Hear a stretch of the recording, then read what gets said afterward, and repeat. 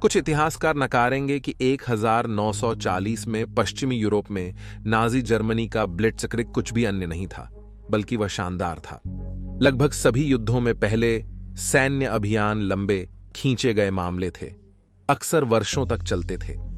लेकिन अब मोटरयुक्त जर्मन सेना वेहरमाख्त ने कुछ ही सप्ताहों में विश्व युद्ध आई के जर्मन काइजर से भी अधिक पश्चिमी यूरोप का लगभग पूर्ण अधिकार प्राप्त कर लिया था। लेकिन एक देश को जीतना एक बात है, उसे बनाए रखना बिल्कुल अलग है। जबकि जर्मन नेतृत्व का अधिकांश ध्यान उनके खिलाफ दोनों मोर्चों पर संगठित हो रही सहयोगी सेनाओं से लड़ने पर केंद्रित था, फ्रांस, बेल्जियम और हॉलैंड जैसे अधिकृत पश्चिमी देशों में स्थित अन्य एक्सिस सैनिकों ने युद्ध के लूट का आनंद लेने की संभावना में खुशी मनाई।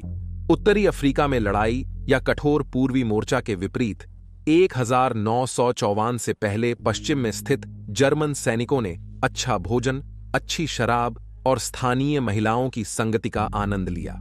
इस दौरान उन्हें यह पता नहीं था कि वे अक्सर उन साहसी पुरुषों और महिलाओं द्वारा फंसाए जा रहे थे जो हिटलर के अत्याचार को स्वीकार नहीं करने के लिए तैयार थे। हॉलैंड में 3 युवा महिलाएं अपने अधिकारियों के खिलाफ एक गुप्त युद्ध लड़ेंगी, अपने निर्दोष और युवा रूप का उपयोग करके अपने दुश्मन की सतर्कता को कम करती हैं, उससे पहले कि वे एक घातक काली विधवा मकड़ी की तरह हमला करें। उन्होंने अपने जीवन को ऐसे नेतृत्व नहीं किया, उनमें कोई रक्त की प्यास नहीं थी, बल्कि वे स्वतंत्रता के नाम पर जो कुछ भी करना था वह सीधे कर दिया। ये उनकी कहानी है। विश्व की युद्धों में आपका स्वागत है।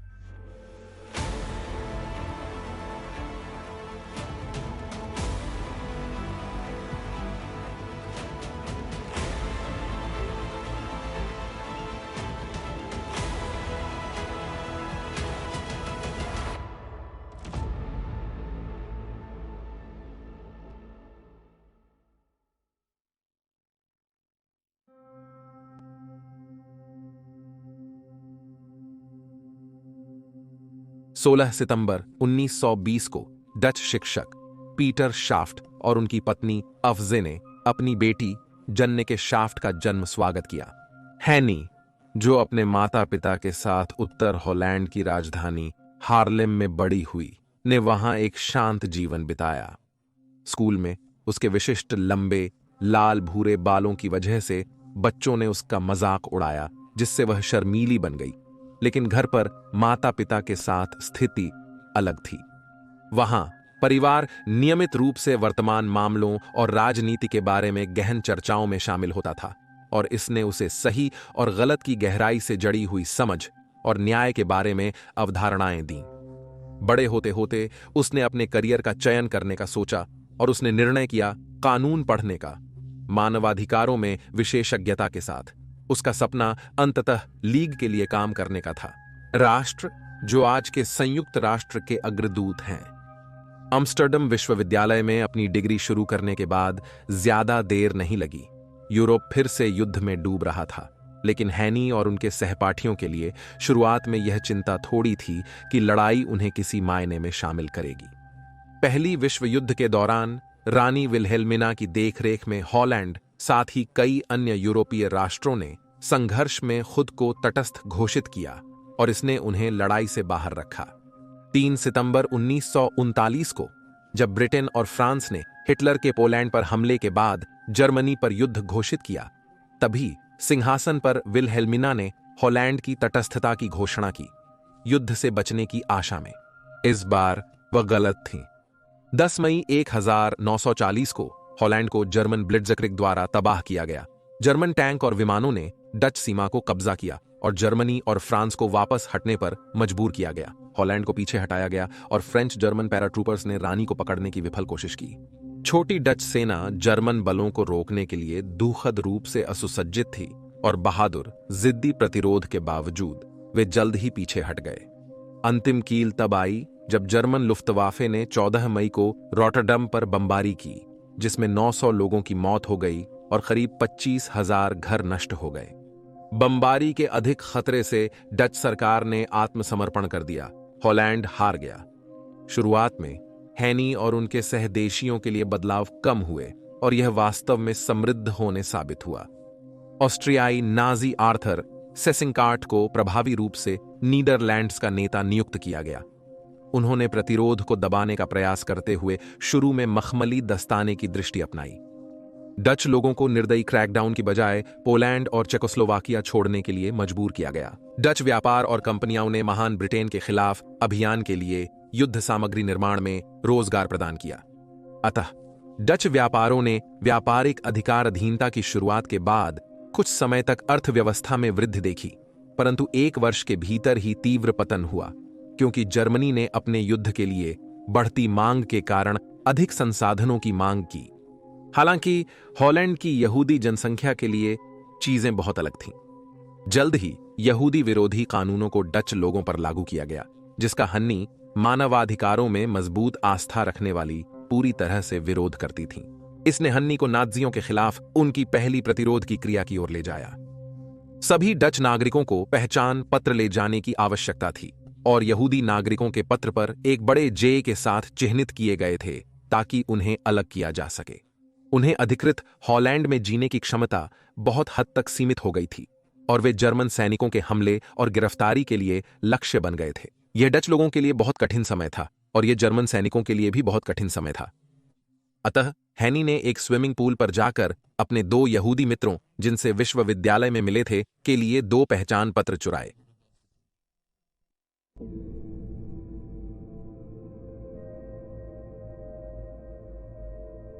हैनी के हार्लेम गृहनगर में नाजी कब्जे के विरोध और यहूदियों की सुरक्षा में अन्य लोग भी सहयोग कर रहे थे। शहर के श्रमिक वर्ग के क्षेत्र में एक छोटे घर में रहना। वहां ट्रेंचजे वान डर मोलन और उनके 3 बच्चे थे।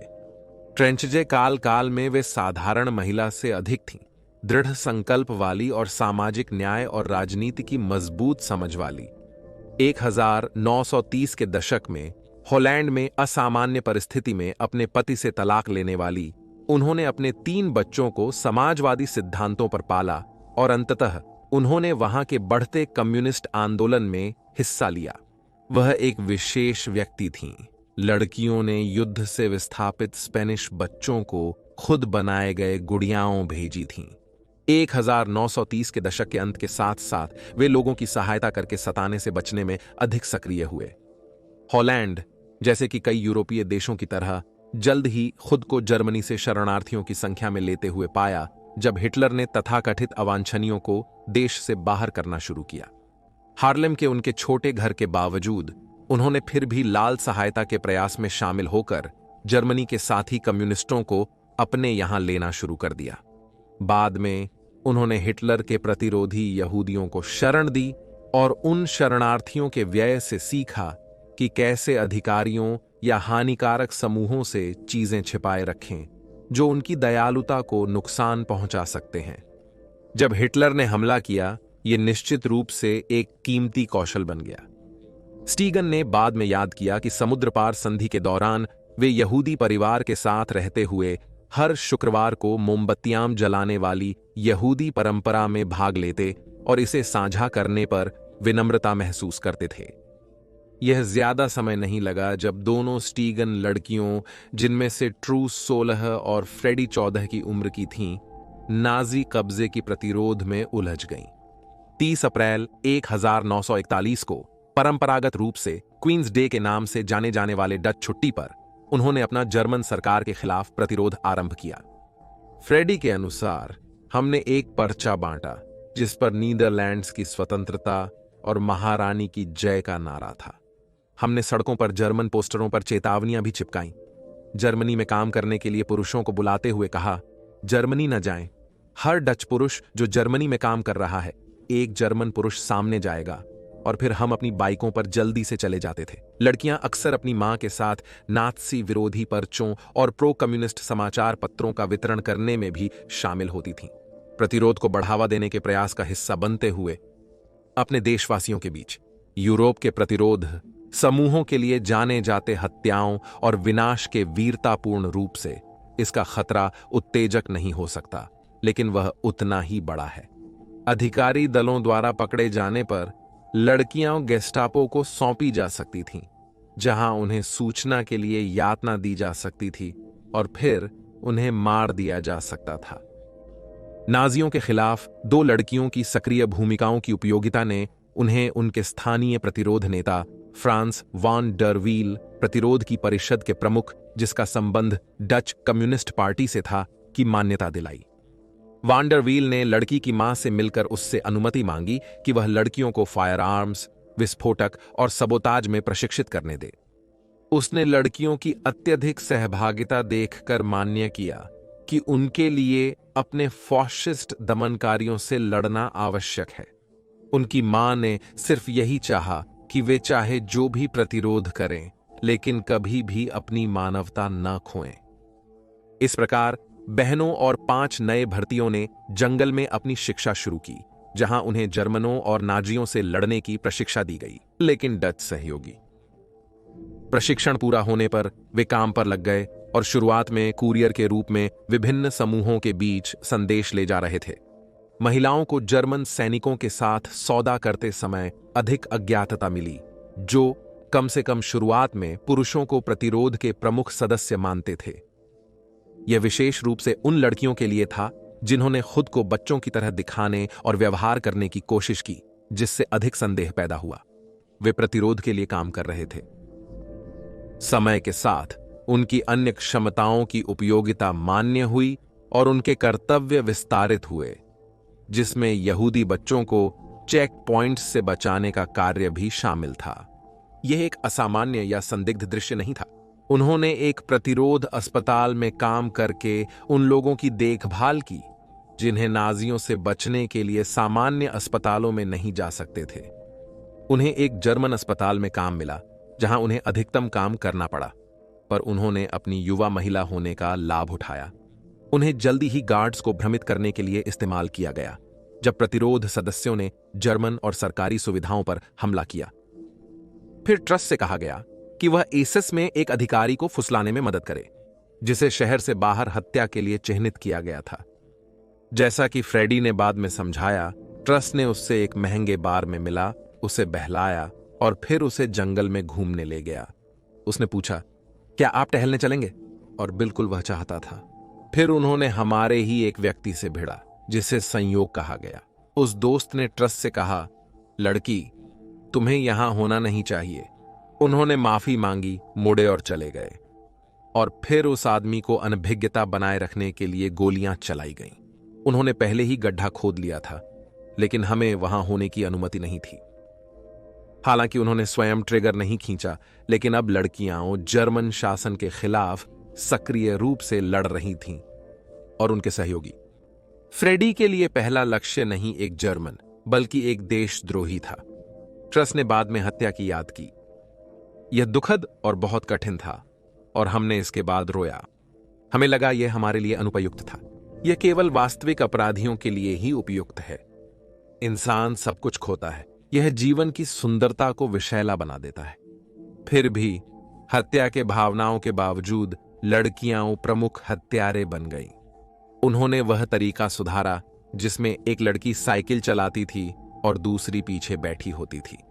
जब वे अकेले होते और कोई नहीं होता तो वे गोली मारते और साइकिल चलाते रहते हैं। बस 2 मासूम लड़कियां जो साइकिल सैर के लिए बाहर गईं। लड़कियों ने हार्लेम के बाहर एक रेलवे लाइन के बमबारी में भी सक्रिय रूप से भाग लिया।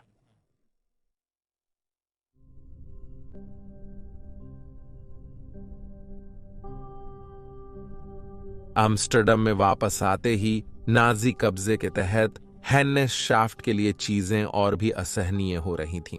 1923 के वसंत में जब सभी डच छात्रों से नाजी जर्मनी और उसके फ्यूरर अडोल्फ हिटलर की वफादारी की शपथ लेने की मांग की गई, यह बहुत अधिक था और उन्होंने अपने 88% साथी छात्र संघ के साथ इनकार कर दिया।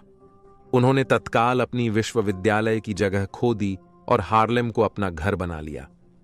उनकी बाएं पंख और नात्सी विरोधी सहानुभूतियों को देखते हुए उन्हें प्रतिरोध समूह में जल्दी आमंत्रित किया गया।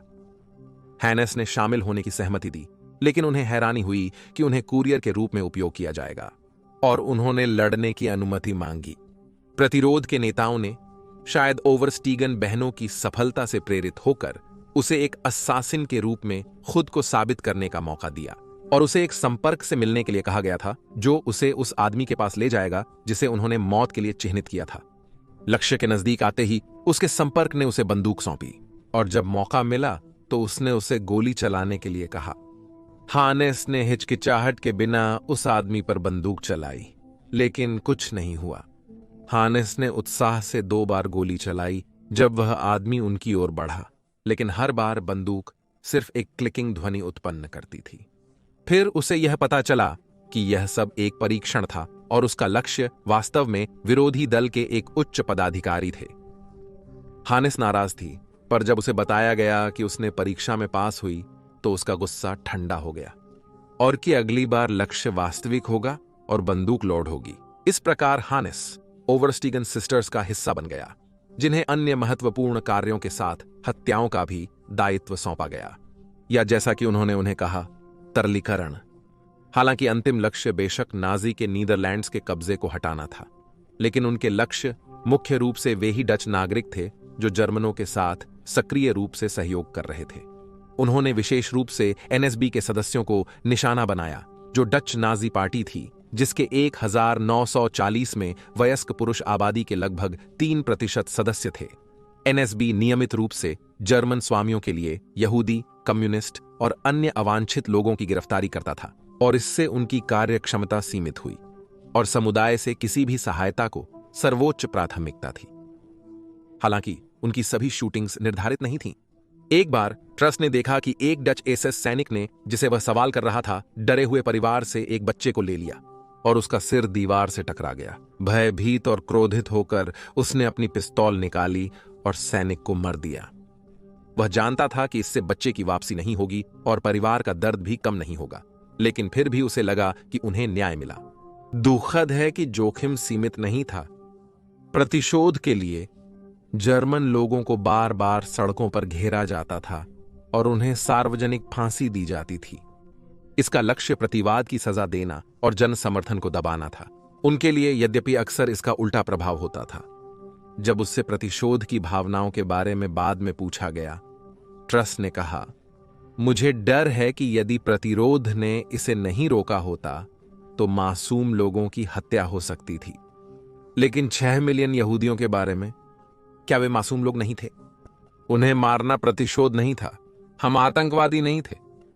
असली आतंक लोगों का अपहरण और निर्वासन था। प्रतिरोध की क्रिया के बाद लड़कियां हमेशा अपने कारण के समर्थन में विशाल साहस और दृढ़ता दिखाती थीं।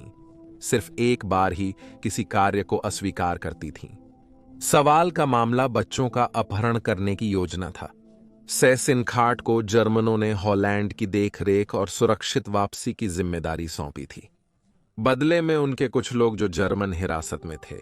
मिशन की अस्वीकृति का कारण यह था कि अगर सेसिनखार्ट या हिटलर ने इनकार कर दिया तो बच्चों को गोली मारनी पड़ेगी, जिसके लिए वे तैयार नहीं थे। बहनों के अनुसार योजना प्रस्तावित होने के बाद हनी ने उनसे कहा, हम हिटलराइट्स नहीं हैं। प्रतिरोधी योद्धा बच्चों की हत्या नहीं करते। दुर्भाग्य से लड़कियों के लिए हर असैसिनेशन प्रयास योजनाबद्ध नहीं हुआ। एक रात दरवाजे पर धड़कने से जागे ट्रस हनी को आंसुओं में पाया। ट्रस ने उसे पानी के साथ शांत करने का प्रयास किया। अधिकांश उसने अपने कांपते हाथों से गिरा दिया। उस दिन कुछ पहले हैनी ने एक और प्रतिरोध सदस्य जॉन बोनकैम्प के साथ डच पुलिस कप्तान को निशाना बनाया था, जिनका नाम विलियम रगुत था।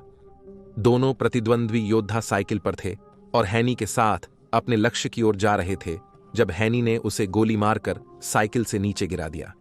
जॉन ने हथियार निकाला और यह सुनिश्चित करने की कोशिश की कि आदमी मर चुका है, लेकिन चौंकाने वाली बात यह थी कि रघुत अब भी जिंदा था। उन्होंने जॉन को पेट में गोली मारी।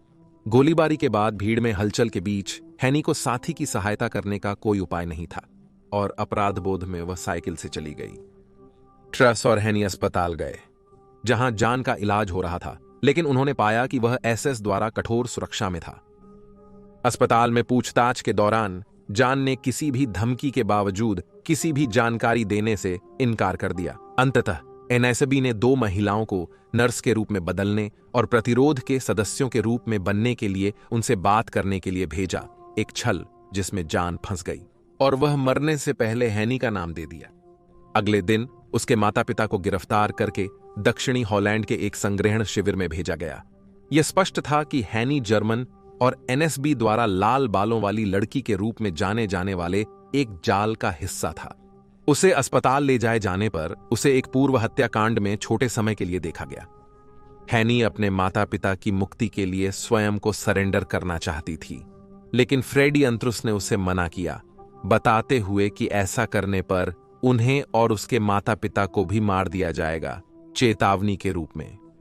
उदासीनता से बाहर आने के बाद हैनी ने अपनी आत्मनिर्भरता के काम में अब तक दिखाई नहीं जितनी दृढ़ता दिखाई, या तो अपने माता पिता के सहन कर रहे विचार से निपटने या बदला लेने के लिए। उसने पाइपलाइन के माध्यम से आने वाले कई कार्यों के लिए स्वयंसेवी बनने का निर्णय लिया, अक्सर ओवरस्टीगन बहनों के साथ, और अपने महत्वपूर्ण कुरियर कार्य को जारी रखा। जर्मनों को पता चलने पर उसने बालों को जेट काला रंगने का निर्णय लिया और खुद को छिपाने के लिए चश्मा पहना, जबकि वह जोआना एल्डर कैंप के नाम से काम कर रही थी। अंततः जर्मन लोग समझे कि हैनी के माता पिता को उसकी स्थिति या क्रियाएं के बारे में जानकारी नहीं थी, और जब यह स्पष्ट हुआ कि हैनी जल्द ही समर्पण नहीं करेगी तो उन्हें छोड़ दिया गया।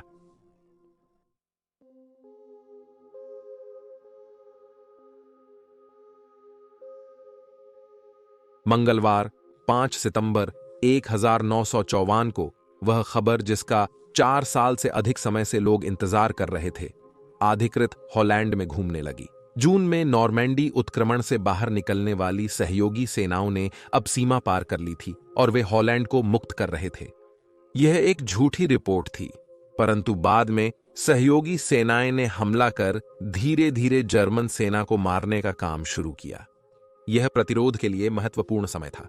जैसा कि उन्होंने अपने अभियानों को बढ़ाया, न केवल जर्मन सेना के प्रयासों को सहयोगी सेनाओं से लड़ने में बाधा डालने के लिए, बल्कि एनएसबी के सदस्यों और अन्य सहयोगियों को अराजकता से गायब होने की रोकथाम भी। 1954 के मार्च तक युद्ध का अंत स्पष्ट रूप से दिखाई दे रहा था, जबकि हॉलैंड के विशाल क्षेत्रों को पहले ही मुक्त कर दिया गया था। ब्रिटिश, कनाडियन और पोलिश बल, जो पहले ही फ्रांस से जर्मनी में प्रवेश कर चुके थे, अब शेष जर्मन सैनिकों पर हमला करने के लिए वापस मुड़ रहे थे, जर्मनी के भीतर से ही। फिर भी लड़कियां जारी रखती रहीं उनका महत्वपूर्ण प्रतिरोध, अंतिम क्षण तक ऐसा करने का दृढ़ निर्णय। फिर 1945 के मार्च 21 की शाम को हैनी, जो जोआना के रूप में पोज कर रही थी, उसकी साइकिल में द ट्रुथ नामक भूमिगत समाचार पत्र की कुछ प्रतियां स्मगल कर रही थी, जब 2 जर्मन सैनिकों ने उसे रोका हार्लेम के चेक पॉइंट पर। उसकी किस्मत अंततः समाप्त हुई। जैसे ही उन्होंने अखबारों की खोज की और एक पिस्तौल जिसे उसने अपने बैग में छिपाया, वह त्वरित नहीं भाग सकी। उसे गिरफ्तार किया गया और पकड़ने वालों को शक हुआ वह वही लाल बालों वाली चाहने वाली लड़की थी। उन्होंने यातना शामिल जांच शुरू की, लेकिन वह कभी नहीं टूटी और जोआना होने पर दृढ़ता दिखाई। उन्होंने प्रो नाजी नागरिकों को भी शामिल किया जो हानि को जानने का दावा कर रहे थे या उनकी हत्याओं के गवाह थे, लेकिन यह तब हुआ जब वह कुछ दिनों तक जेल में थी। उनके संदेह सत्यापित हुए जब उसके मूल में प्राकृतिक लाल बाल दिखाई देने लगे। अपने दोस्त और साथी के लिए चिंतित होकर ट्रस ने उसे बचाने की एक योजना बनाई, लेकिन बिना सशस्त्र संसाधनों के एक सुरक्षित एसएस संस्थान पर हमला विफल रहा। हानि से जानकारी निकालने की कवायद के बावजूद उन्होंने दोस्तों को कभी धोखा नहीं दिया, और इस प्रकार हिटलर के आदेश पर खुद 17 अप्रैल 1945 को हानि शाफ्ट को गोली मारने के लिए बाहर ले गए। अगले क्रियान्वयन की सटीक कहानी स्रोत भिन्न होती है, लेकिन सामान्यतः यह डच लोक कथा में मानी जाती है कि एक एसएस अधिकारी ने पहली गोली चलाई। यह गोली, जो उसके सिर की ओर थी, सिर्फ उसके मंदिर को छूकर हानि को फर्श पर गिरा दी, जहां उसने निडरतापूर्वक घोषणा की, मूर्ख, मैं बेहतर गोली चलाता हूं। कुछ खातों के अनुसार फिर उसके पास एक अन्य एसएस या एनएसबी सैनिक चला गया और उसे निर्वासन शैली में गोली मार दी। उसे पिस्तौल और अन्य खातों में सबमशीन गन की गोलियों से भर दिया गया है। चाहे कौन सा सच हो, लाल बालों वाली लड़की हैनी शाफ्ट मर चुकी थी। मात्र 18 दिनों बाद जर्मन सेना ने सहयोगियों से आत्मसमर्पण कर दिया और यूरोप में युद्ध समाप्त हो गया।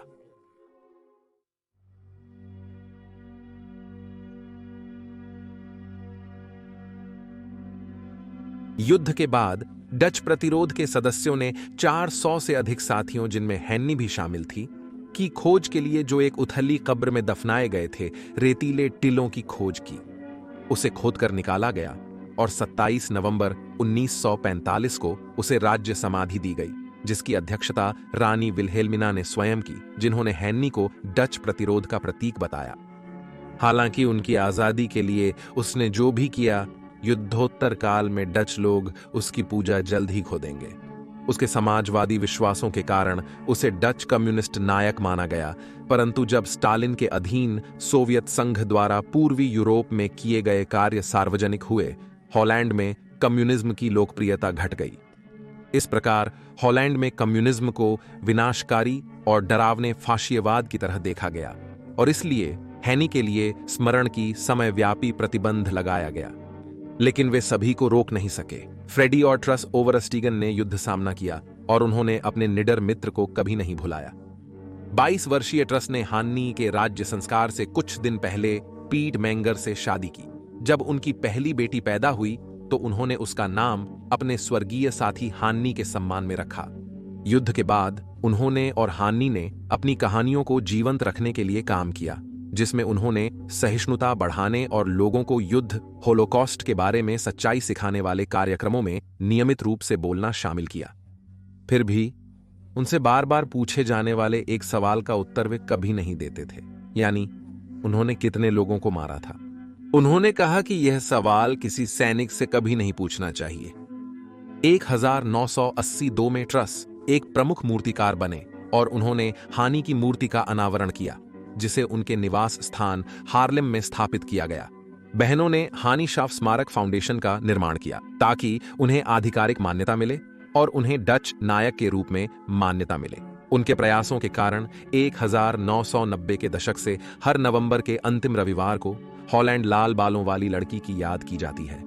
99 वर्षीय ट्रस सोवरस्टेगन 18 जून 2016 को निधन हो गए। फ्रेडी 2 साल बाद 5 सितंबर 2018 को अपने 99वें जन्मदिन से ठीक एक दिन पहले निधन हो गई। नीदरलैंड्स इंस्टीट्यूट युद्ध, होलोकॉस्ट और जनसंहार अध्ययन संस्थान के एक शोधकर्ता ने 3 लड़कियों के बारे में कहा। वे असामान्य थीं, ये लड़कियां। नीदरलैंड्स में प्रतिरोध में कई महिलाएं शामिल थीं, लेकिन इन लड़कियों के तरीके से नहीं।